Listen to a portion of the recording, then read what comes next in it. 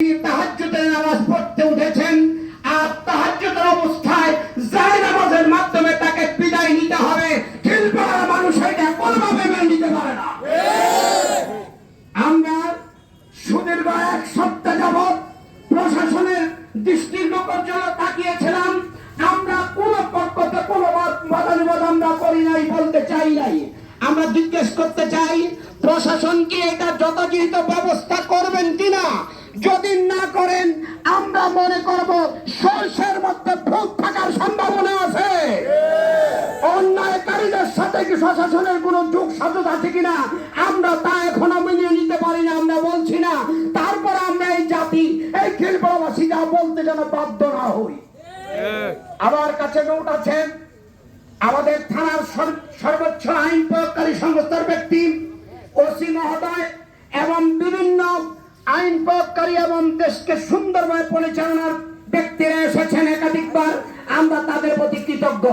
কিন্তু আমরা এইটাও বলতে চাই, এক সপ্তাহের মধ্যে আজ পর্যন্ত এই ধরনের মারাত্মক নৃশংস খুনি কি আপনাদের নজরের বাইরে হলে এই জাতি আপনাদের এই ব্যাপারে পেশার দক্ষতার আছে, অভাব আছে বলে মনে করবে।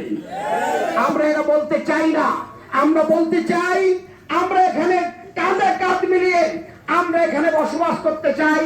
আমরা চাই আর যাতে এই এলাকায় কোন মানুষের বুক খালি না হয়, কোন মায়ের বুক খালি না হয়, কোন সন্তানের চোখ থেকে পানি অযোধ্যায় না ধরে অনভাবে একজন মহিষী নারীকে আমরা বিদায় দিতে চাই না।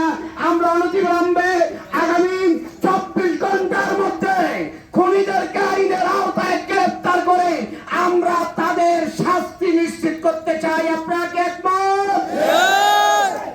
আমি চাটকিলবাসীর এবং এই খিলপাড়ার ছেলে হিসাবে প্রশাসনকে যথাযথভাবে আপনাদের প্রতি আমাদের শ্রদ্ধা আছে। আপনারা করছেন এটা আমরা বিশ্বাস করার পরেও এই জাতির পক্ষ থেকে, এলাকার সর্বস্তরের মানুষের পক্ষ থেকে আমরা অনতিবিলম্বে কে অন্যায়কারী আমরা তা দেখতে চাই। আপনারা তার বিরুদ্ধে ব্যবস্থা করবেন। শোকাহত পরিবারের প্রতি এই এলাকার মানুষের পক্ষ থেকে আমরা সমবেদনা জানিয়ে আজকের এই প্রোগ্রামে সর্বস্তরের মানুষ অংশগ্রহণ করার জন্য আমি সকলকে আমার পক্ষ থেকে, এলাকার পক্ষ থেকে আন্তরিক মন্তব্য জানিয়ে আমি আমার কথা শেষ করছি। আসসালামু আলাইকুম রহমতুল্লাহ।